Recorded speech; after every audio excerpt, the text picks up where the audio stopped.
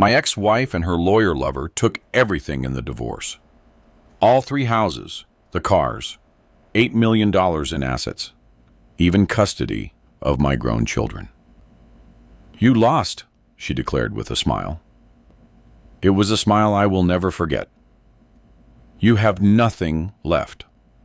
And she was right. At the age of 70, I was broke, humiliated, and forgotten, left alone on the streets. But then, I went to close the old savings account belonging to my grandfather, Frederick, an account I figured had $50, tops. The bank manager went pale when he checked the records. "Sir, this account has been active and generating interest since 1948. He swiveled the screen toward me and showed me the statement. What I saw left me completely speechless. But before I get to that moment, you need to understand who I was. You need to see everything I built, everything I loved, and everything they stole from me. Because only then will you understand why what I found in that bank wasn't just money. It was divine justice. My name is Elijah, but everyone calls me Eli. I am 70 years old, and for 40 of those years, I built an empire from the ground up. I started out selling insurance door to door under the relentless Los Angeles sun, wearing a borrowed suit and shoes that were 2 sizes too big. I walked 12 miles a day, knocked on 100 doors, and heard 99 rejections. But that one single yes, that one client who trusted me was worth gold. I saved every penny for 5 years until I could open my own agency. Then came the real estate investments, back when no one was betting on certain neighborhoods. I bought properties others considered trash and polished them into jewels. By the time I turned 50, I owned 3 estates in the best areas of California. I drove a black Mercedes-Benz S-Class that shone like a mirror and had more money in the bank than my father made in his entire lifetime. But what I was most proud of wasn't the properties or the luxury cars. It was my family. Camilla and I married when I was 35. She was beautiful, with those green eyes that seemed to read your soul and a laugh that could light up any room. We met at a business dinner. I was nervous, awkwardly trying to impress a big client when I spilled red wine all over the white tablecloth. Everyone went silent, but she laughed, a genuine, warm laugh, and said, "Finally, someone with the nerve to ruin something perfect." That night, I knew I would marry her. We had 2 children. Brianna arrived first, with her mother's eyes and my stubbornness. 3 years later, Marcus was born, quiet and observant, but with a huge heart. I watched them grow up, took them to school, and was there for every basketball game and every piano recital. I paid for top-tier universities, and I taught them the value of hard work. I showed them that money is important, but integrity is more so. When Marcus graduated as a lawyer and Brianna became a doctor, I cried with pride. My life made sense. Everything I had worked for, every sacrifice, every extra hour, had been worth it. Camilla and I celebrated 35 years of marriage. 35 years sharing the same bed, the same mornings, the same dreams. Or so I believed. Something started to change 2 years ago, so subtly that I barely noticed it at first. Small things. She started coming home late, always with the same excuse. Meetings with her lawyer about some distant aunt's inheritance paperwork. "It's complicated, Eli," she'd say while checking her phone. "Ethan says it could take months to sort out." Ethan. Her lawyer. A man of 45, perfectly slicked hair, tailored Italian suits, and a used car salesman's smile. I met him once at a dinner. He shook my hand too hard and called me friend too many times. Something about him made me uneasy. But Camilla insisted he was the best attorney in the city. The meetings grew more frequent, twice a week, then 3 times, then almost every day. She dressed up more than usual to go see him. New perfume, dresses I didn't remember buying her. When I asked, she'd laugh and say, "Oh, Eli, are you getting paranoid? Can't I just look good?" And I wanted to believe her. After 35 years together, I wanted to believe my wife wouldn't lie to me, that the love we had built was stronger than any temptation. But love sometimes blinds us, and I was completely blind. One night, I came home early. She wasn't expecting me until 9, but I closed a deal quickly and decided to surprise her with dinner at her favorite restaurant. I walked in the front door, my keys jingling against the entryway table. I heard her laugh coming from the study.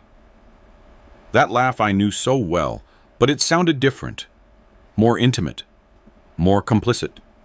I crept closer and listened to her on the phone. No, he doesn't suspect a thing. He's just a silly old fool who only thinks about his business. By the time he figures it out, it will all be ours. Silence. Then that laugh again. "I love you, Ethan. Just a little more patience." The world stopped. My heart paused for an eternal second.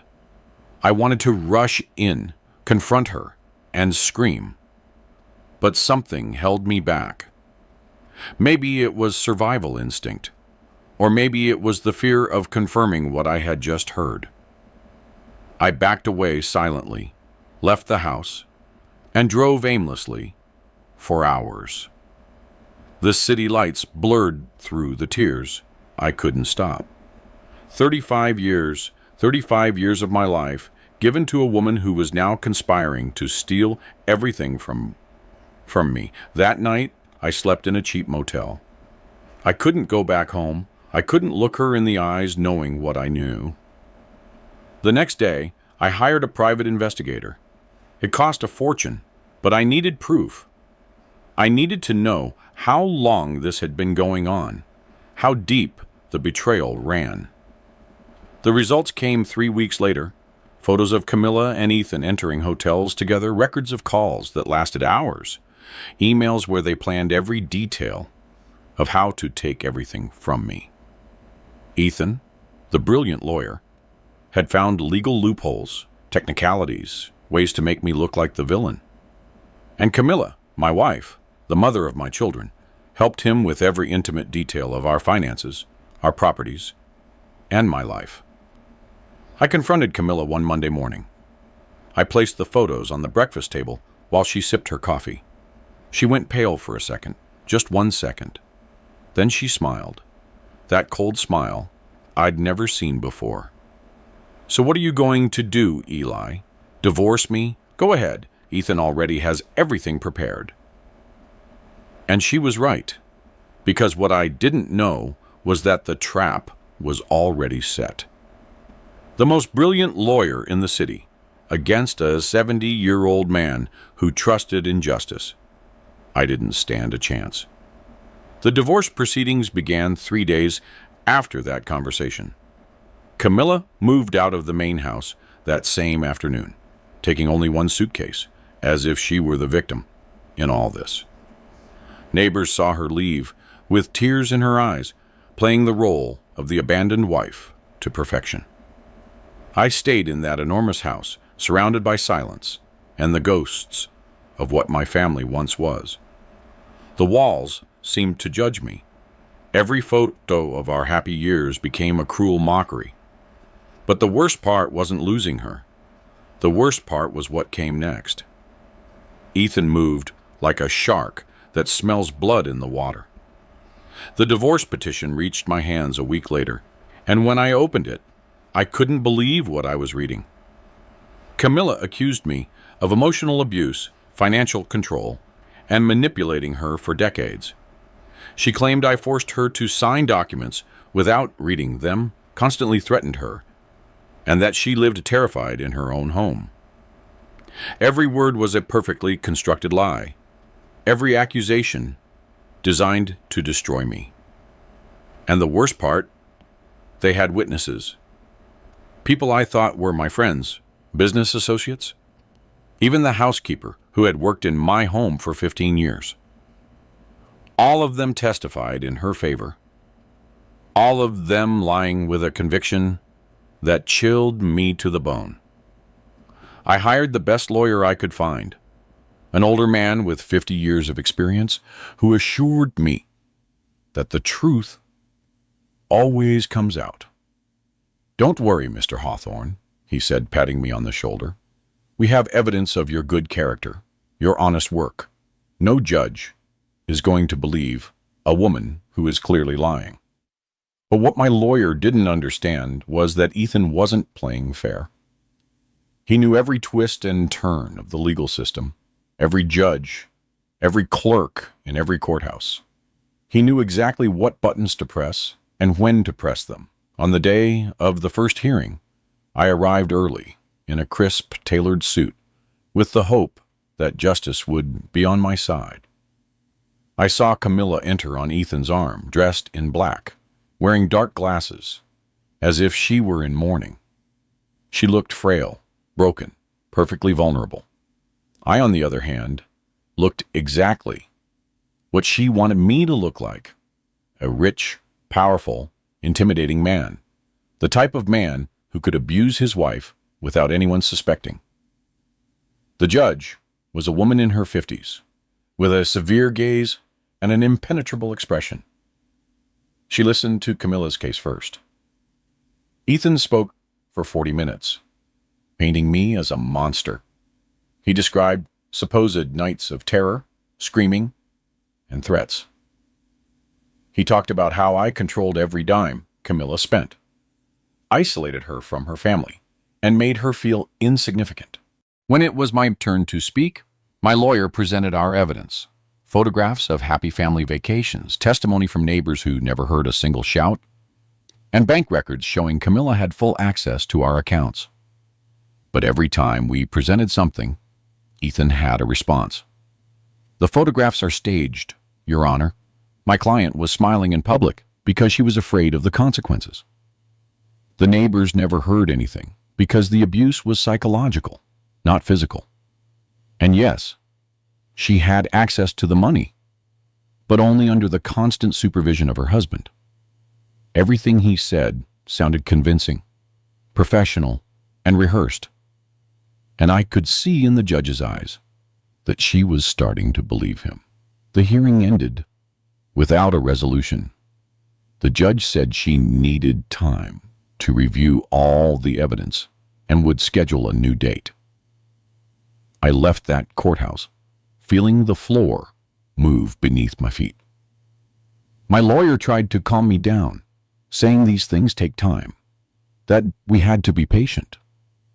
But I knew something was wrong. I could feel it in my bones. That night, I couldn't sleep. I stayed awake, staring at the ceiling, wondering how I had arrived at this point, when my perfect life had turned into this nightmare. The following weeks were a bureaucratic hell. More hearings, more lies, more paid witnesses who claimed to have seen me behave aggressively. Ethan brought in a psychologist who diagnosed Camilla with post-traumatic stress disorder caused by years of abuse. He brought in falsified medical records showing doctor visits for anxiety and depression. Every piece of evidence was a masterpiece of legal manipulation. And all I could do was watch as my reputation, built over 40 years of honest work, crumbled in a matter of weeks. But what truly destroyed me was when Ethan filed his demand for the assets. He didn't just want half of everything. He wanted Camilla to keep all 3 houses, because, according to him, I had bought them with the intention of controlling her. He wanted the cars because Camilla needed safe transportation after the trauma I had caused her. and he wanted full access to the bank accounts because I had supposedly hidden money. $8 million in assets that we had accumulated together over 35 years of marriage. And he was asking that everything, absolutely everything, go to her. My lawyer said it was ridiculous, that no judge would grant that. But he was wrong, because Ethan had an ace up his sleeve that none of us saw coming. At the next hearing, he presented documents that supposedly proved I had diverted funds from my company to personal accounts, evading taxes for years. The documents looked legitimate, with my signature, with official seals, but I had never seen those papers in my life. They were perfect forgeries, so good that even my own lawyer doubted me for a moment. "Eli," he asked me privately, "is there anything you haven't told me? Because if these documents are real, we are in serious trouble." I swore to him that I had never done anything illegal in my life, that I paid my taxes religiously, that every cent of my company was registered and documented. But Ethan had done his work too well. The fake documents looked so real that the judge ordered a complete investigation of my finances. For 3 months, auditors reviewed every transaction, every receipt, every bank movement from the last 10 years.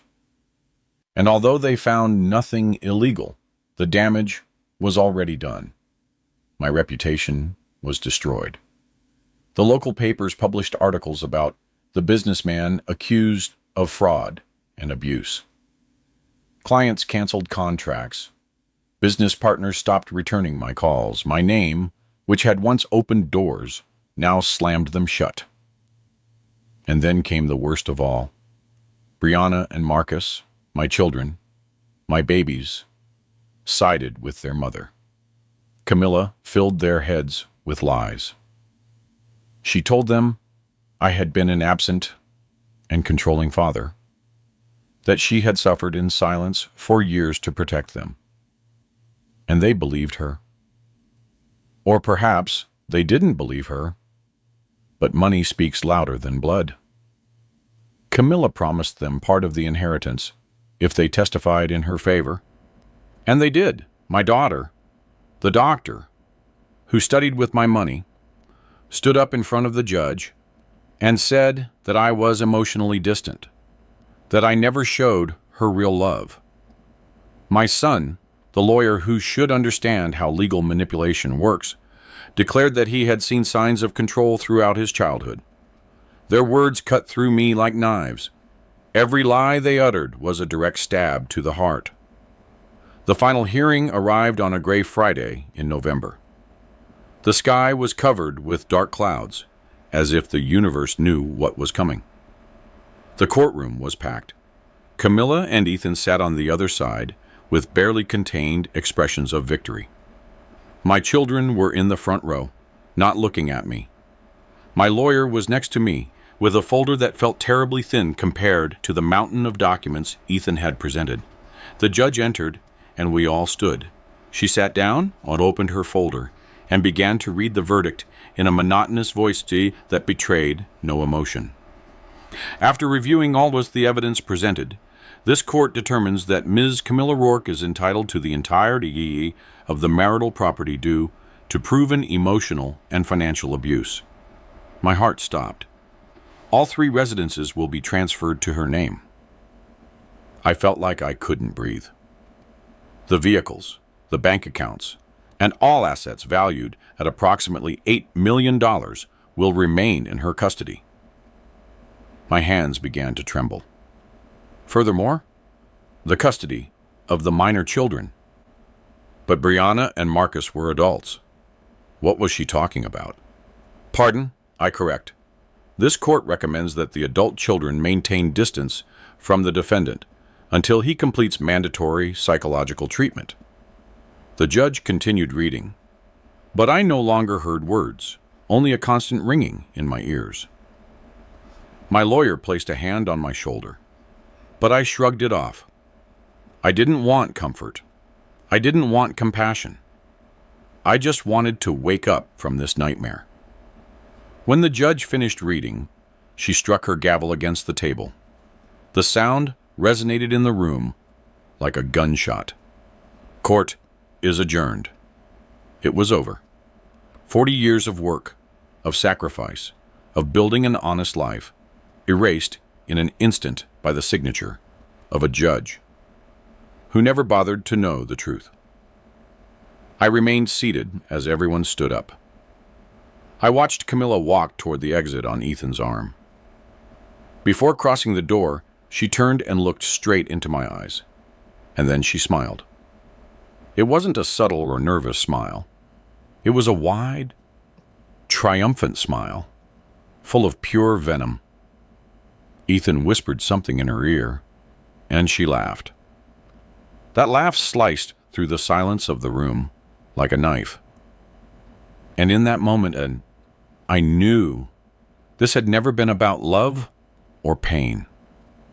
It had been about money from the beginning. I was just a bank that she had been emptying for years, waiting for the perfect moment to close the account permanently. My children followed them out without looking at me. Brianna walked quickly, head down, as if she were ashamed, but not enough to stop. Marcus gave me a quick glance, something that might have been guilt, or perhaps just discomfort. But neither of them approached. Neither of them said a word. The room emptied in minutes, and I remained there, nailed to that hard wooden chair, unable to move. My lawyer finally spoke. Eli, I'm so sorry. We can appeal? I raised a hand to stop him. There was nothing left to do. Ethan had won, Camilla had won, and I had lost absolutely everything. I left the courthouse like a ghost. The sun was shining outside. People walked down the streets, laughing and talking, completely oblivious to the fact that my world had just collapsed. I sat on a park bench in front of the building and simply breathed. I inhaled, exhaled. I tried to process what had just happened, but my brain refused to accept it. How was it possible that in a single day, I lost 3 houses, all my savings, my cars, and even the respect of my own children? How was it possible that 35 years of marriage ended with a woman stealing everything from me while the legal system applauded her? The following days were a haze of lawyers, papers, and humiliation. I had to vacate the main house in less than a week. Camilla wanted to move in immediately with Ethan, turning my home into their love nest.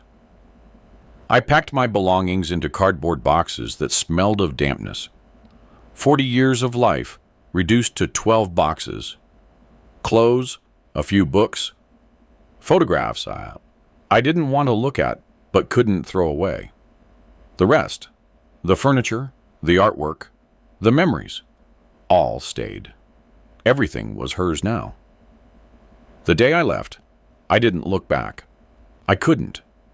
If I had turned to see that house one last time, I think I would have collapsed right there on the driveway. I moved to a tiny apartment in the cheap side of town, a one-bedroom place with thin walls where I could hear the neighbors arguing every night. The bathroom had mold in the corners, and the kitchen was so small that barely one person could fit.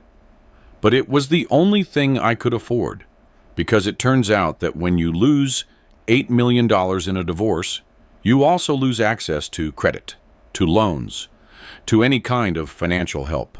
Banks looked at me as a risk. We're sorry, Mr. Hawthorne, but given your recent legal situation, the phrase was always left unfinished. But the message was clear. I was a pariah now. My friends disappeared one by one. At first, they called, sent messages saying they regretted what had happened. But when I asked for help, when I needed work or simply someone to talk to, the excuses started. I'm too busy right now. Eli. It's not a good time. Camilla is my wife's friend. You understand the position this puts me in, right? In 2 months, my contact list was reduced to almost nothing. The people I had shared dinners, trips, and business deals with simply erased me from their lives as if I had never existed. That's how the world works when you fall. No one wants to be near the loser, because defeat might be contagious. I tried calling my children dozens of times. Brianna never answered. Her calls went straight to voicemail. I left messages at first, pleading for her to listen to me, to give me a chance to explain my side. But after 20 unanswered messages, I stopped trying. Marcus answered once, only once. His voice sounded cold, distant. Dad, Mom told us everything. How you manipulated her for years. How you made her believe she was nothing without you. I need time to process this. I told him it was all a lie, that his mother and Ethan had orchestrated everything. He sighed. That's exactly what a manipulator would say. And he hung up. He didn't answer my calls again.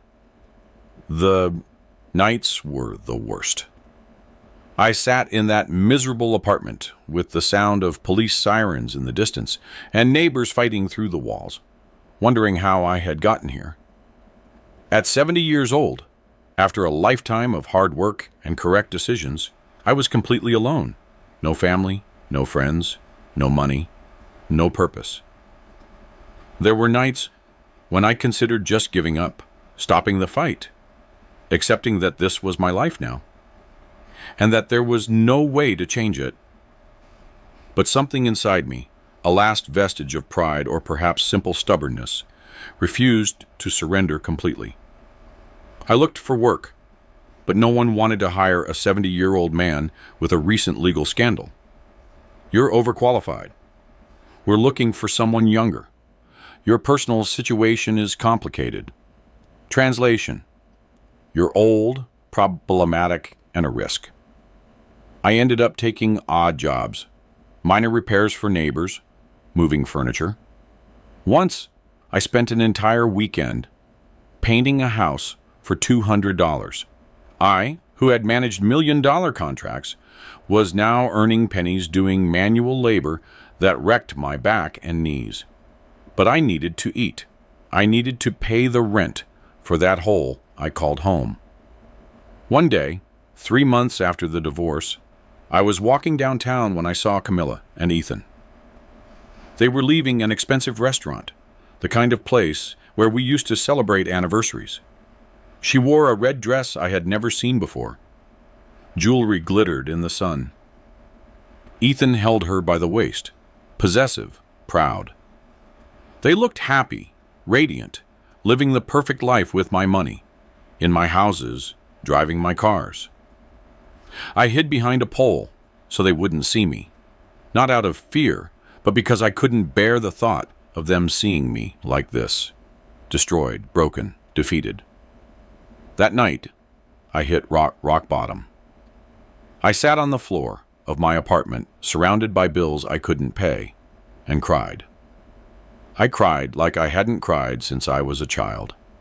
Tears of rage, of powerlessness, of pure despair. Why had I worked so hard?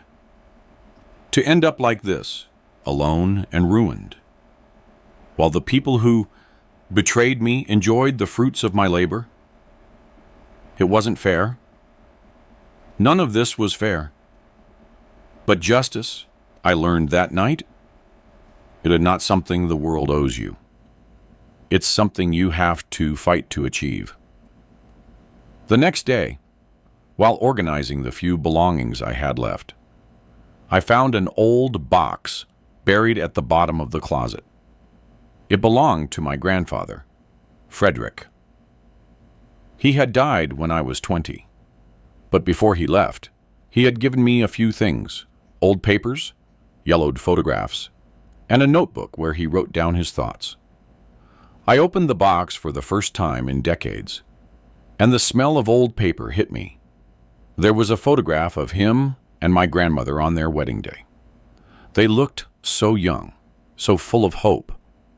And beneath the photograph, I found something I had completely forgotten. A small, faded green bank passbook with corners curled by time.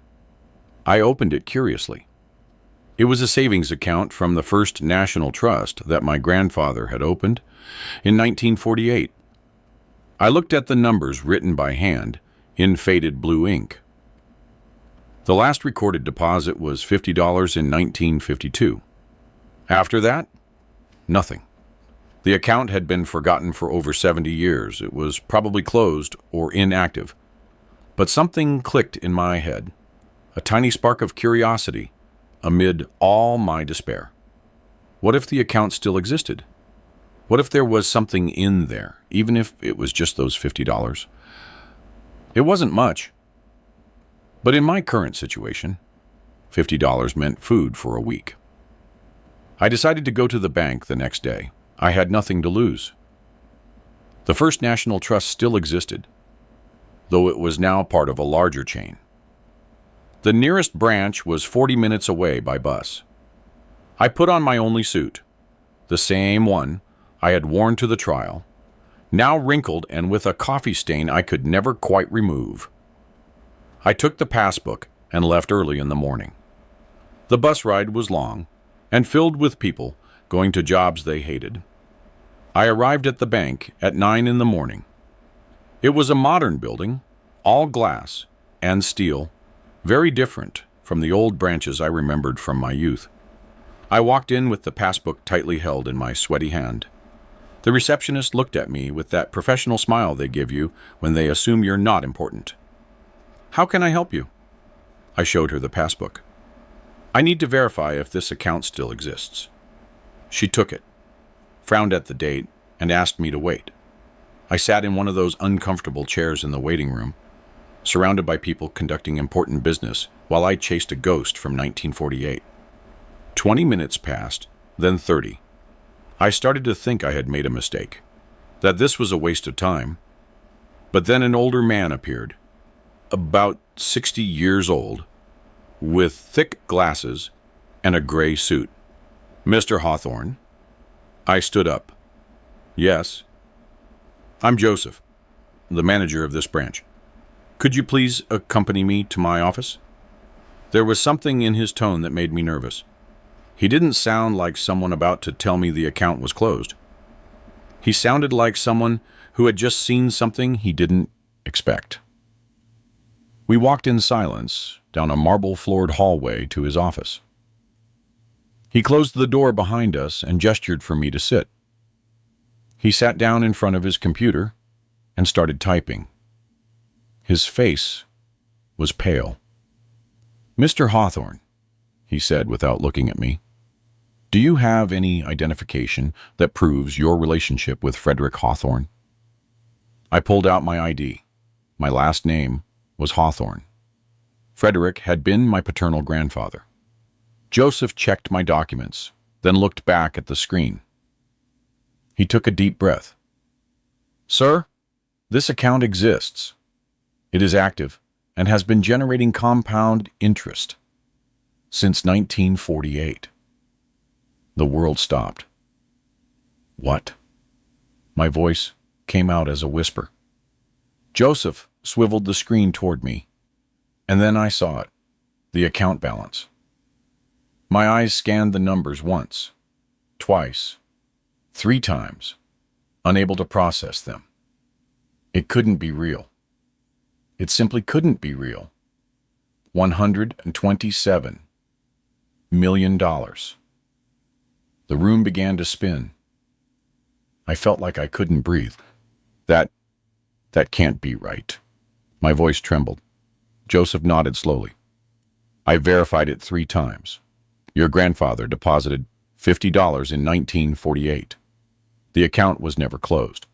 It has been accumulating interest for 77 years. With the bank's original interest rate and changes in policies over the decades, the amount has grown exponentially." I couldn't speak. I couldn't think.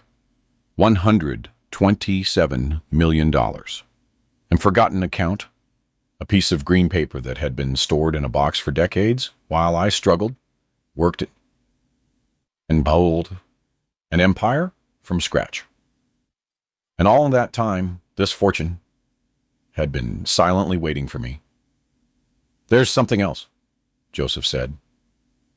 He got up and went to an antique filing cabinet in the corner of his office. He pulled out a yellowed folder and extracted a sealed envelope from it. "This was attached to the account, specific instructions from your grandfather. It was to be given to the beneficiary when they accessed the account for the first time." I took the envelope with trembling hands. It was sealed with old red wax, the kind no one uses anymore. My name was written on the front in my grandfather's elegant handwriting. Elijah Hawthorne. To be opened when you need it most. I broke the seal. Inside was a letter written on fine paper. The letters penned in ink that had faded, but was still legible. I began to read, and the tears started to fall before I could stop them. "My dear Elijah, if you are reading this, it means you found what I left for you. And if you found it, it means you need it. I know what it's like to be betrayed by those you trust. It happened to me with my business partner in 1945. He took everything, my business, my savings. He even tried to take your grandmother. The pain of that betrayal almost destroyed me, but I learned something important. Bad men can take everything they see, but they can never take what they don't know exists." The letter continued. "I opened this account in secret in 1948 with the last $50 I had left. It was all I had in the world, but I didn't open it for myself. I opened it for you, for the grandson who hadn't been born yet, but whom I knew would come someday. I knew that time and interest would do their work. I knew that someday, when you needed it most, this account would be here waiting for you. Because true wealth is not what you show to the world. It is what you guard in silence for the dark times. Elijah, if you are reading this in a moment of pain, I want you to know something. Betrayal hurts because we love deeply. But that same love that makes us vulnerable also makes us strong.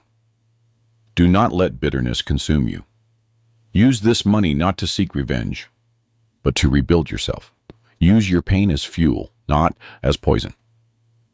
And always remember, the ones who betrayed you have already lost, because they lost a man of honor. And that is something no amount of money can buy." The letter ended with a line that broke me completely. "Be the man I know you can be. Be the man I could no longer be. I love you even before I met you. Your grandfather, Frederick." I folded the letter and pressed it against my chest, sobbing. Joseph had the decency to look away, giving me a moment of privacy in my emotional breakdown. My grandfather had foreseen everything, as if he knew that one day I would be betrayed, as if he had seen the future and left this lifeboat waiting for me at the exact moment I would need it. Joseph waited until I composed myself. He offered me a tissue and a glass of water.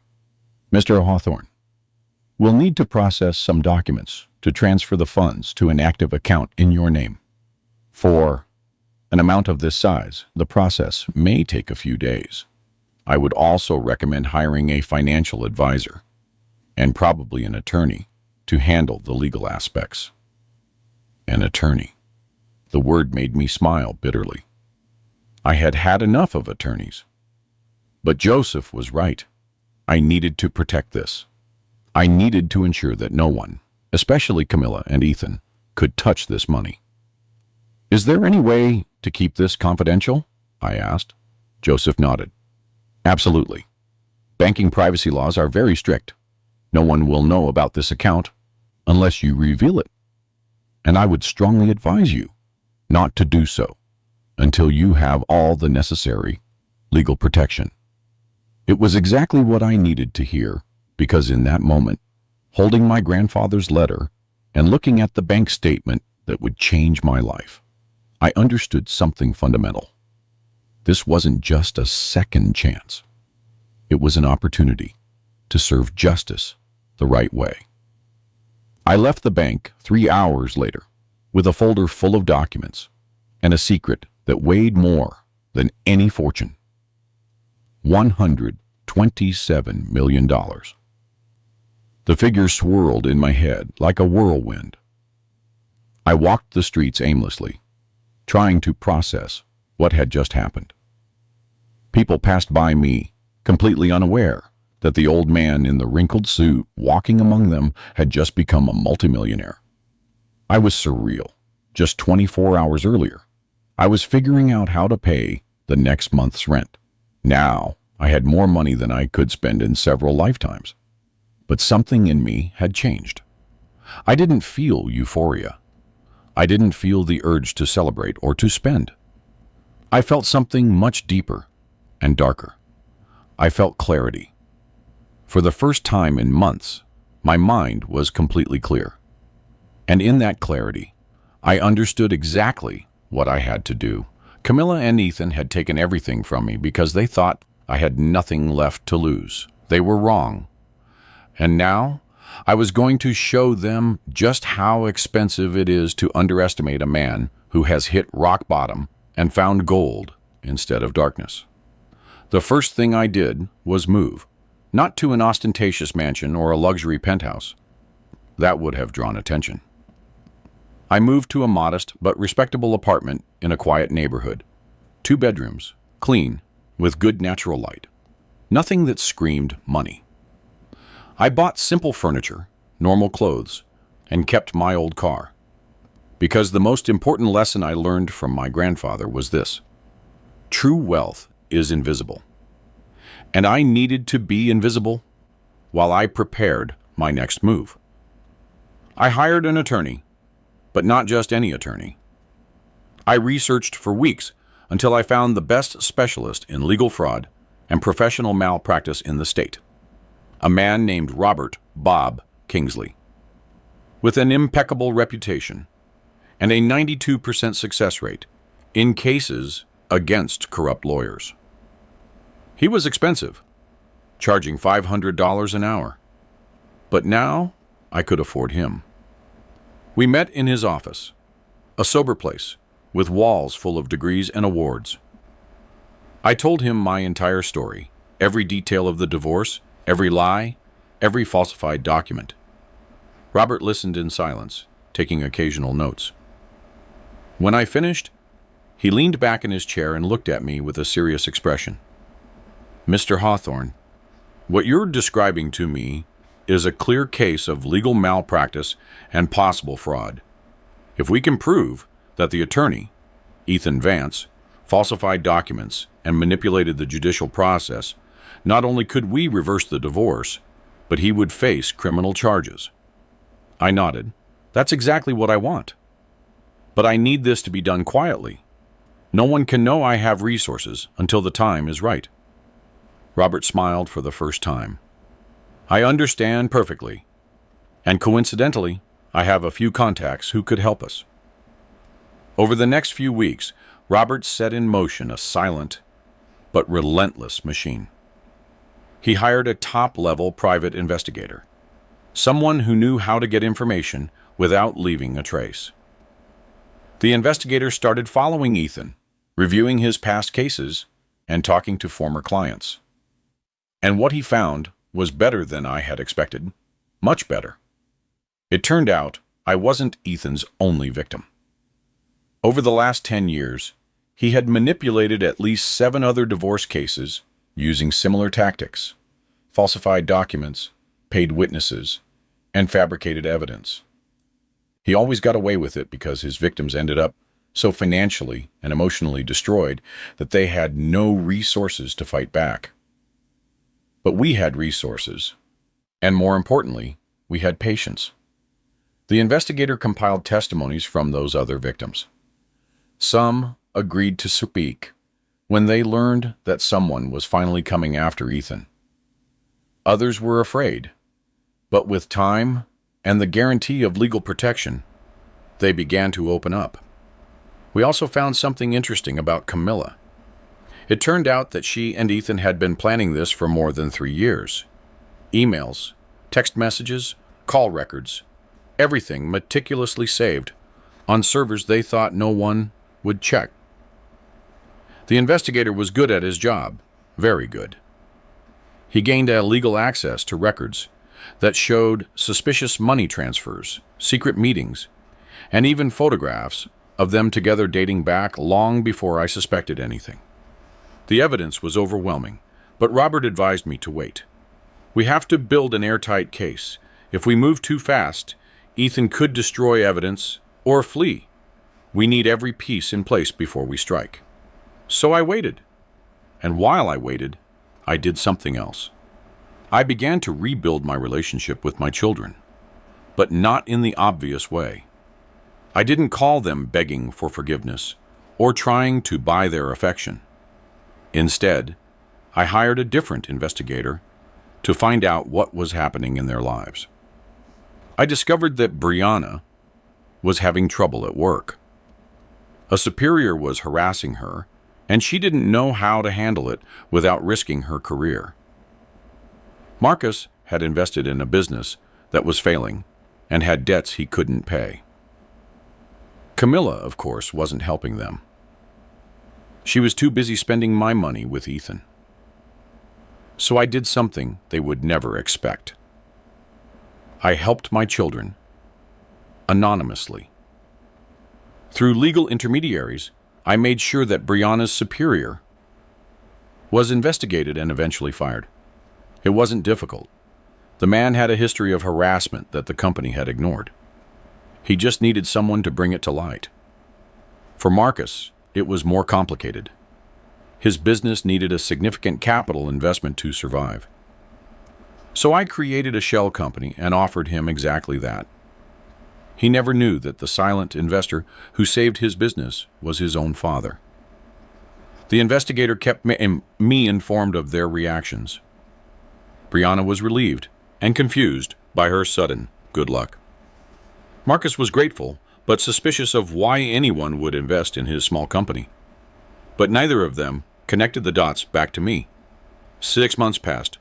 6 months of living in the shadows, building my case piece by piece, helping my children, without their knowledge.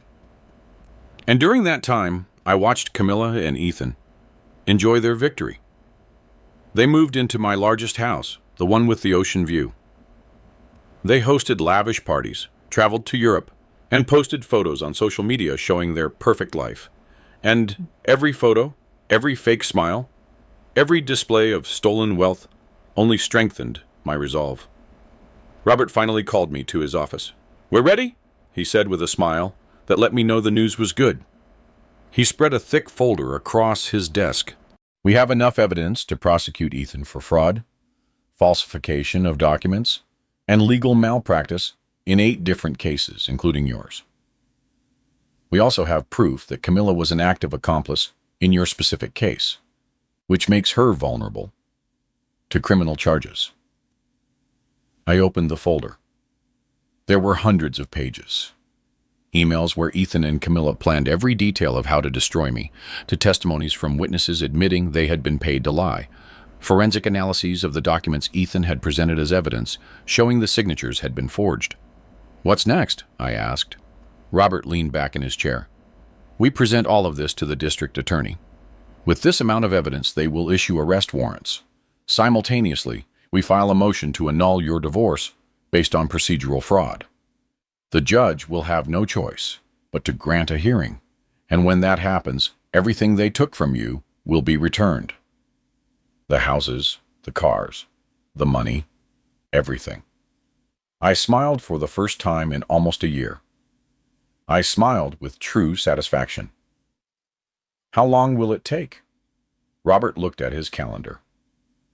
"If we move fast, we could have the arrest warrants in 2 weeks. The hearing to annul the divorce would take another month. "Let's do it," I said. And so, the end began. Robert presented all the evidence to the district attorney's office on a Monday morning. By Wednesday, the DA had reviewed the case and was horrified by the level of corruption. "This is one of the most severe malpractice cases I've ever seen," he told Robert. "We are going to proceed with criminal charges immediately." The arrest warrants were issued the following Friday, but Robert and I decided to wait for the perfect moment to execute them. Camilla and Ethan were planning a huge party that night, a celebration of their first official anniversary as a couple. They had invited 100 people, the city's elite. Everyone would be drinking expensive champagne, eating gourmet food, and celebrating their love while stomping on the ruins of my former life. The night of the party arrived with a clear sky and bright stars. I wasn't invited, obviously, but I had eyes everywhere. The investigator had placed discreet contacts among the catering staff. He sent me updates every hour. Camilla wore a white dress. Ironic, considering the circumstances. Ethan looked smug in an expensive tuxedo, smiling like the cat who ate the canary. The guests arrived in luxury cars, all oblivious to the fact that they were celebrating in a house built on lies and falsified documents. At 9 o'clock that night, when the party was at its peak, when the champagne glasses were flowing and the music filled the air, 3 unmarked black cars stopped in front of the entrance. Federal agents and local police officers got out. They carried the arrest warrants. The investigator called me at that moment. "They're going in now." I could hear the background music, the laughter, and then a sudden silence. "Ethan Vance is under arrest for fraud, falsification of documents, and conspiracy." The agent's voice sounded clear and professional. "Camilla Rourke is under arrest for complicity in fraud and conspiracy to commit procedural fraud." The investigator described the scene to me. Camilla had dropped her champagne glass. The crystal shattered against the marble floor with a sound that sliced the silence like a knife. Ethan tried to negotiate using his lawyer voice, trying to intimidate the officers with empty legal threats, but the orders were clear, and the evidence was irrefutable. They were handcuffed in front of 100 witnesses. Guests pulled out their phones, recording everything. By morning, the video would be all over social media. The public humiliation was total and perfect. "How is Camilla?" I asked. I needed to know. The investigator paused. "She's crying. She's asking for her children. She says this is a mistake, that someone is framing them." I closed my eyes. A small part of me, the part that had loved her for 35 years, felt something akin to pity. But it was a very small part. The rest of me only felt the cold satisfaction of justice served. "Thanks for the report," I said, and hung up. I sat in my modest apartment that night with a cup of hot tea in my hands and reflected on what had just happened. I didn't feel explosive triumph or overflowing joy. I felt peace, a deep peace that comes from knowing that the universe, though slow, eventually balances the scales. My grandfather was right. The ones who betrayed me had already lost, long before they were arrested, because they lost their integrity, their humanity, their ability to look at themselves in the mirror without shame. The next day, the newspapers exploded with the news. Prominent attorney arrested for mass fraud. The articles detailed years of legal manipulation, destroyed victims, and ruined lives. My case was mentioned as one of the most atrocious. Online comments were brutal. The people who once admired Ethan now despised him. Camilla was described as his calculating accomplice. The same people who had attended their party were now posting messages of indignation, conveniently forgetting they had been drinking champagne in a house bought with stolen money. Robert called me that afternoon.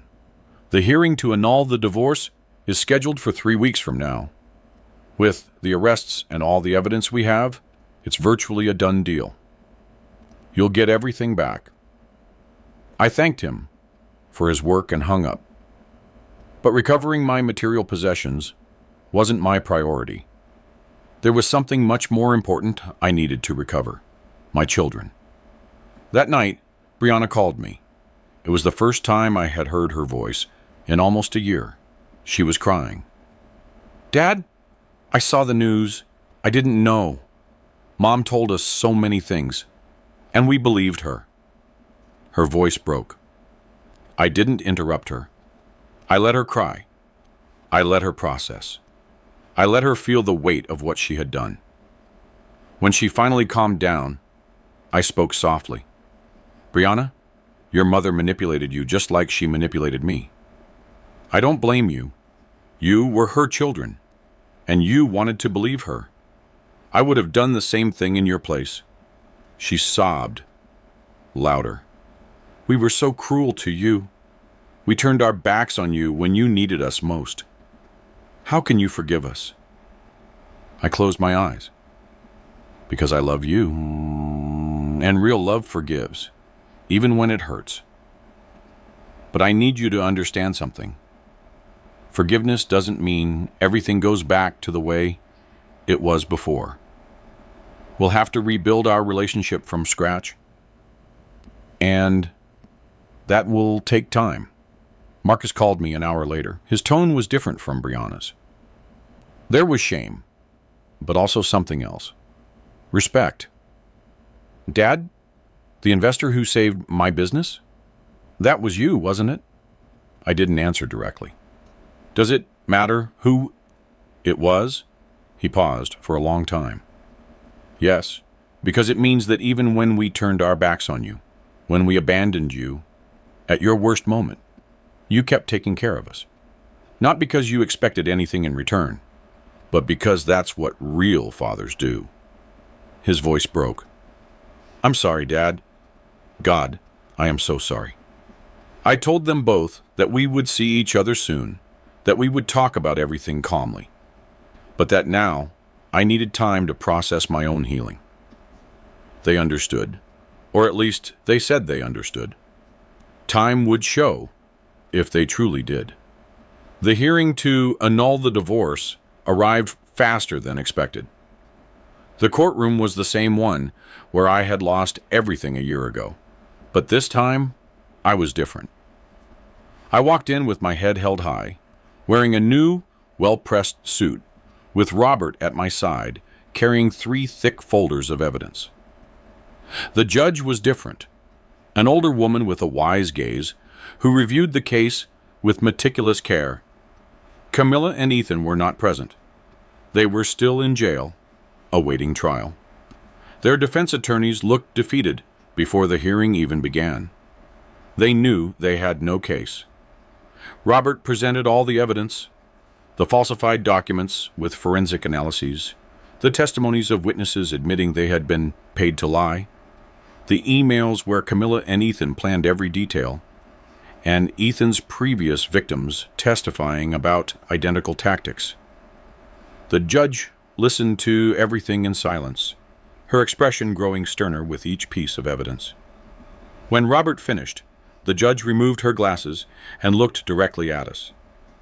In my 30 years as a judge, I have rarely seen a case of procedural fraud so blatant and calculated. What was done to Mr. Elijah Hawthorne was not just an unfair divorce. It was a systematic robbery, orchestrated through the manipulation of the legal system. She paused, letting her words resonate. This court annuls the divorce in its entirety. All marital property, assets, and custody agreements are declared null and void. Furthermore, I order a complete investigation into the judge who presided over the original case for possible complicity or gross negligence. The gavel struck the table. The sound was different this time. It was not the sound of my world collapsing. It was the sound of justice. Finally being served. I walked out of that courthouse with my properties legally restored, my name cleared, and something more valuable than any material possession. I walked out with my dignity intact. Because I never succumbed to bitterness, I never sought violent revenge. I simply let the truth do its work. And the truth, as always, was more powerful than any lie. That night, I returned to my modest apartment. I could have moved back into one of my recovered houses immediately, but I decided to wait. I wanted to savor this moment. I wanted to remember what it felt like to be at the bottom before returning to the top, because that memory would keep me humble. It would remind me that fortune can change in an instant, and that the only thing that truly matters is who you are when no one is looking. The following days were a strange mixture of legal resolution and personal healing. The 3 houses were returned to my name. The wars, though Camilla and Ethan had used them for a year, were still registered under my property thanks to legal technicalities Robert handled brilliantly. The bank accounts were more complicated because they had spent millions, but the court ordered the return of everything that remained, plus compensation for damages. It wasn't that I needed that money. I still had the $127 million from my grandfather's account, untouched, waiting silently. I decided not to reveal that account. Not yet, perhaps never, because I had learned the most valuable lesson of my life. Visible money makes you a target. Invisible money makes you invincible. I moved it back into my main house, the one with the ocean view, but something had changed in me. The rooms that once filled me with pride now felt empty. The expensive furniture, the artwork, the marble floors, everything seemed superficial. I had lived in a 1-bedroom apartment and had been just as happy, perhaps happier, because in that apartment there were no ghosts of past betrayals.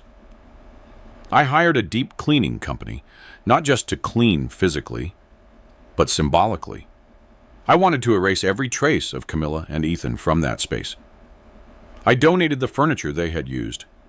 I repainted the walls, changed the locks, obviously, but I also changed the energy of the place. When they were finished, the house felt new, like a blank canvas awaiting a second chance. Brianna and Marcus came to visit me on a Saturday afternoon. It was awkward at first. We sat in the living room, the same place where we used to have family dinners, and the silence weighed like a rock between us. Brianna spoke first. "Dad, I don't even know where to begin to apologize." I raised a hand to stop her. "Start by being honest with me and yourselves. Why did you believe me capable of what your mother said?" Marcus looked at the floor. "Because it was easier to believe her than to face the possibility that she had lied to us our whole lives. If Mom could lie about you, it meant she could lie to us about anything, and that was terrifying." His honesty surprised me. "And also," Brianna continued, her voice trembling, "because money was involved. Mom promised us part of the inheritance if we supported her, and we accepted." The silence that followed was dense. I appreciated their honesty, but it hurt to hear it.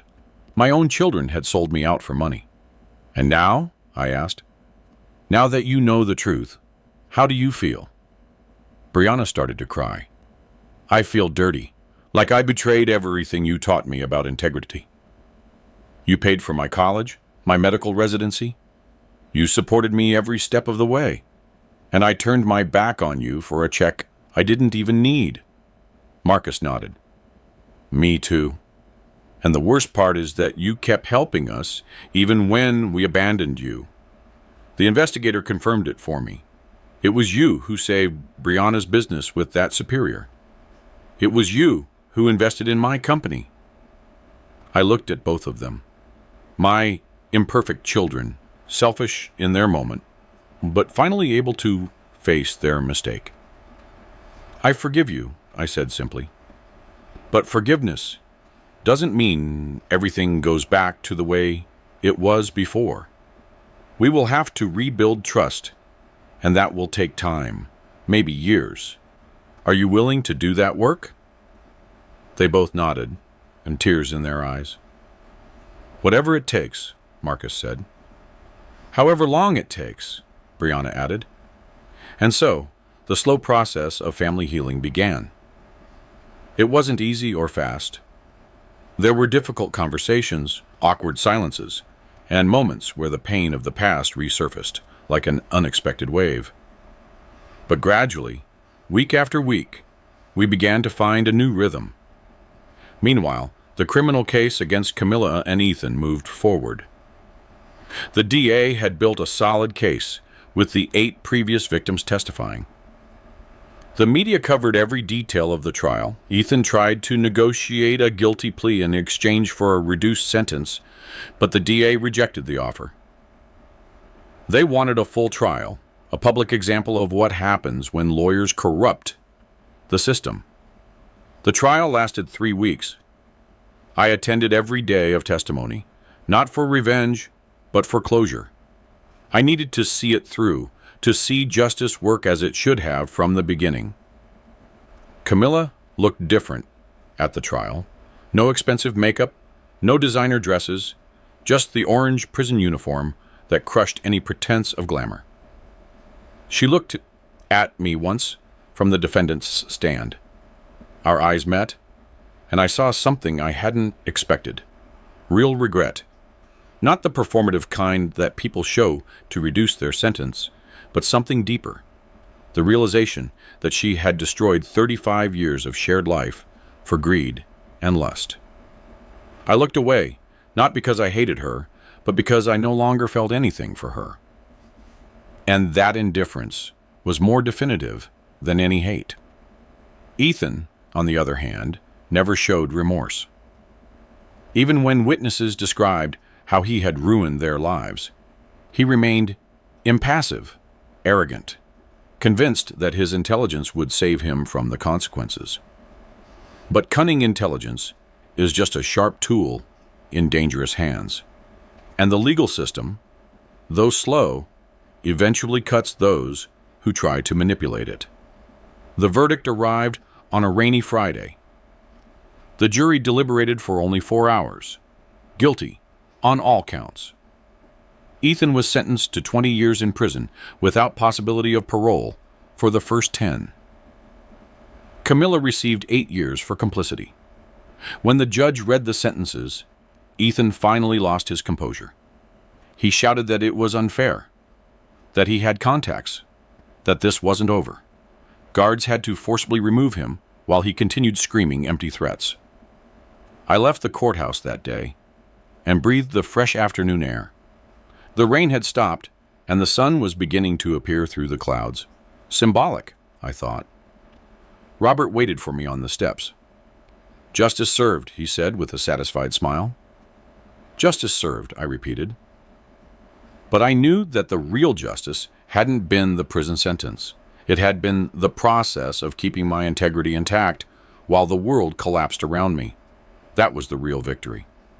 With the criminal case closed and my properties restored, I finally had time to think about the future. What does a 70-year-old man do with $127 million and a second chance at life? I could have traveled the world, bought more properties, and lived in excessive luxury, but none of that called to me. Instead, I remembered my grandfather's words in his letter. "Use this money not to seek revenge, but to rebuild yourself." I had accomplished the first part. Now it was time for the second. I decided to create a foundation. I named it the Frederick Hawthorne Foundation in honor of the man who had foreseen my downfall and planted the seed of my salvation 77 years earlier. The foundation's mission was simple but powerful: to help victims of fraudulent divorce and legal malpractice, to provide free legal resources to people who couldn't afford high-quality attorneys, to create a support system for those who had been destroyed by the very system that was supposed to protect them. I invested $20 million initially in the foundation. I hired the best attorneys, investigators, and social workers. We opened offices in 5 major cities. In the first year, we helped 43 people overturn fraudulent divorces or prosecute corrupt lawyers. Every case won was a small victory against systemic injustice, and every person helped was a reminder of why I had survived my own nightmare, not to accumulate wealth, but to use that wealth as a tool for real change. The foundation grew faster than I had anticipated. The stories of people destroyed by unscrupulous lawyers were countless. Every week, dozens of requests for help arrived. Mothers who had lost their children due to false accusations, fathers financially ruined by manipulated divorces, and elderly people stripped of their life savings by corrupt legal guardians. Each story was a mirror of my own experience, and each one reinforced my commitment to this mission. I hired Robert as the foundation's legal director. He accepted enthusiastically, saying that in 30 years of his career, he had never had the opportunity to do so much good with such financial backing. Most victims of legal fraud lose not just for lack of evidence, but for lack of resources to fight, he explained, while we reviewed cases in his new office. With the foundation, we are leveling the playing field. We are giving ordinary people the same weapons the rich have always had: access to real justice. One of the first cases the foundation handled was that of a woman named Gloria. She was 62, and her story was chilling in its similarity to mine. Her husband had conspired with a female lawyer to take everything from her in the divorce. They had taken her house, her savings, even her small flower shop that she had operated for 20 years. When she came to our offices, she looked defeated, with the vacant gaze of someone who had lost hope. Robert and his team reviewed her case and found the same tactics Ethan had used on me: falsified documents, paid witnesses, and procedural manipulation. It took 6 months, but we won her case. The divorce judgment was annulled, her properties restored, and the corrupt lawyer faced criminal charges. The day Gloria got the keys back to her shop, she came to the foundation with a bouquet of fresh flowers. Tears were in her eyes as she handed them to me. "Mr. Hawthorne, you gave me back my life. Not just my shop or my house. You gave me back my faith that there are still good people in the world." I had tears in my eyes too. "Gloria, I only did for you what someone did for me 77 years ago. I'm paying forward a debt to my grandfather." And stories like Gloria's multiplied. Every successful case brought more attention to the foundation. The media began covering our work. Newspapers wrote articles about the avenging angel of unjust divorces. Television programs invited me for interviews. At first, I rejected all of the invitations. I wasn't looking for fame or recognition, but Robert convinced me to accept a few. "Your story has power," he told me.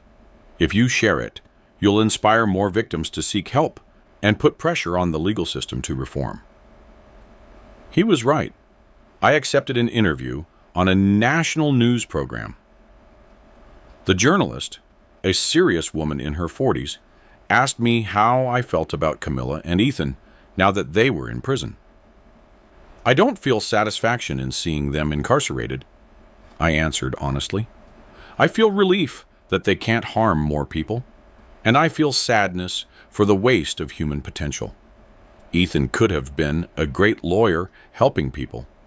Camilla could have been a faithful partner, but they chose the easy path of greed, and now they pay the price." The interview went viral. Millions of people watched and shared it. The comments were overwhelmingly positive. People sharing their own stories of betrayal and divorce, others praising my measured response and lack of bitterness. Some critics said I should be angrier, more vengeful. But I had learned something crucial during my year in hell. Bitterness is a poison you take yourself, hoping it will kill your enemy. And I refused to poison myself. The media exposure brought something unexpected: letters.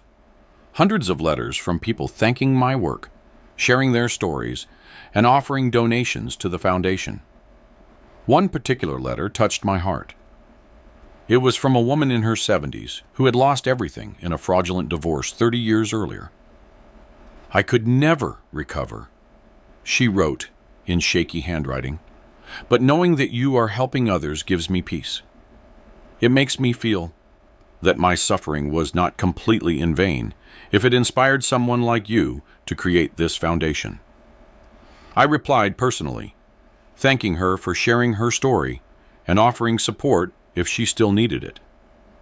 While the foundation flourished, my relationship with Brianna and Marcus also healed slowly. We started with weekly dinners, careful conversations where we rebuilt trust word by word. Marcus brought his wife, a kind woman who hadn't been present during the divorce, and treated me without the weight of guilt. Brianna eventually introduced me to her boyfriend, a school teacher, who reminded me of myself when I was young, hardworking, honest, and unpretentious.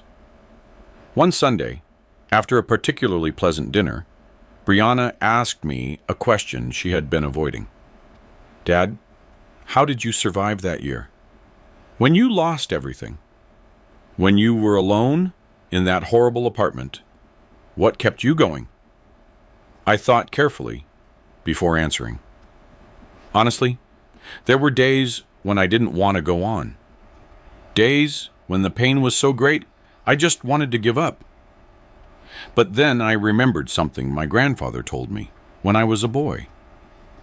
He told me that the strongest trees grow in the fiercest winds, that adversity doesn't destroy you if you don't let it. It refines you. Marcus listened intently. "But you didn't know about Grandpa's account then, did you? You kept going without knowing there was salvation waiting for you." I nodded. Exactly. And that's the most important lesson. You can't live waiting for miracles. You have to keep walking, even in the deepest darkness, trusting that you'll eventually find light. Sometimes that light comes from unexpected places, but you only find it if you keep walking. Brianna had tears in her eyes. "We failed you when you needed us most, and yet you forgave us." "How?" "Because forgiveness is not a gift for you," I explained. "It's a gift for me. Bitterness would have destroyed me more effectively than anything Camilla or Ethan did. Forgiving them freed me. It allowed me to move forward without carrying that weight." The silence that followed was comfortable, contemplative. We were healing, not completely, perhaps never completely, but enough. Enough to be a family again. Different from the one we were before, but perhaps stronger, precisely because we had been broken and rebuilt. The foundation completed its first year of operation. We organized a gala to celebrate and raise more funds. 150 people attended, including several of the people we had helped. Gloria was there with her husband, reconciled after he discovered she had been a victim of legal manipulation. A young man who had regained custody of his children after we proved his ex-wife had falsified evidence of abuse. An elderly couple who had recovered their retirement home from a corrupt guardian. When it was my turn to speak, I stood in front of the microphone and looked at the audience. Every face represented a story of pain transformed into hope. 2 years ago, I began, I was sitting in a miserable apartment, convinced that my life was over. I had lost my family, my fortune, and my reputation. The only thing I had left was my integrity. And I held on to it like a shipwrecked man clings to a piece of wood in the middle of the ocean. I paused, letting the words resonate. But it turns out that integrity is the only thing you truly need. Because integrity attracts help. It attracts opportunities, it attracts justice, and eventually, it attracts peace. This foundation exists because my grandfather, Frederick, had the wisdom to plant a seed 77 years ago. A seed that grew in silence, waiting for the exact moment it would be needed most.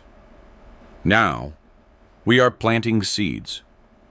Every person we help, every case we win, every life we rebuild is a seed that will grow and flourish in ways we cannot predict. And that, I concluded with an emotional voice, is the true legacy. Not the money we leave behind, but the lives we touch. The applause was deafening and sincere. People stood up. Some were crying. Others smiled with that smile that comes from finding hope where there was only despair. As I stepped off the stage, Brianna and Marcus were waiting for me. They hugged me together, something they hadn't done since they were small children. "We're proud of you, Dad," Brianna whispered. And in that moment, I felt that I had finally come full circle. I had lost everything and recovered it. But more importantly, I had gained something I never had before: true purpose. The following months brought more changes. The foundation opened offices in 10 more cities. We established a training program for young lawyers who wanted to specialize in defending victims of legal fraud. We created a 24-hour crisis hotline for people in distress, and we began lobbying for legislative reforms that would make it harder for corrupt lawyers to manipulate the system. It was exhausting work, but deeply satisfying. Every day, I woke up with a clear purpose. I was no longer building wealth for vanity or security. I was building something that transcended my own life. One day, I received an unexpected letter. It was from Camilla. It was handwritten on prison paper, the handwriting shaky but legible. "Eli," she began unceremoniously, "I know I don't deserve your time or your attention. I know what I did was unforgivable, but I need you to know something. In these past 2 years in prison, I've had a lot of time to think, to really see who I became and how I destroyed the one good thing in my life: our marriage." I continued reading with a mix of curiosity and caution. "I'm not seeking your forgiveness. I don't deserve it, and I don't expect it. But I want you to know that I am sorry. I'm sorry I betrayed you. I'm sorry I poisoned our children against you. I'm sorry I wasted 35 years of real love for an empty fantasy with a man who only used me." The letter continued. "I've seen the news about your foundation, about how you are helping people the way I should have been, victims instead of perpetrators. And it fills me with shame, but also something akin to pride.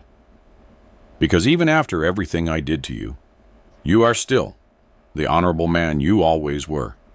And that makes me face how much I lost by letting you go." It ended with a simple line: "I hope you find the peace I never deserved. Camilla." I folded the letter slowly. I felt neither rage nor triumph. I felt something more complex: sadness for the waste of a life that could have been different, but also gratitude that she finally saw the truth, even if it was too late. I didn't reply to the letter, not because I was cruel, but because there was nothing to say. Some things simply end, and adding more words doesn't change that. But I kept the letter, not as a trophy, but as a reminder that even the people who hurt us the most are human, capable of repentance, even if that repentance comes late. That night, I sat in the study of my house, the same room where years ago I had listened to Camilla conspire on the phone with Ethan. But now, the space felt different. I had replaced the dark furniture with lighter pieces. The walls that once showcased my business success now displayed photographs of the foundation. People smiling after getting their lives back. Young lawyers graduating from our training program, and families reunited after years of forced separation. I opened my desk drawer and pulled out my grandfather Frederick's original letter. I had read it hundreds of times, but each reading revealed new layers of wisdom. Bad men can take everything they see, but they can never take what they don't know exists. I smiled, remembering those words.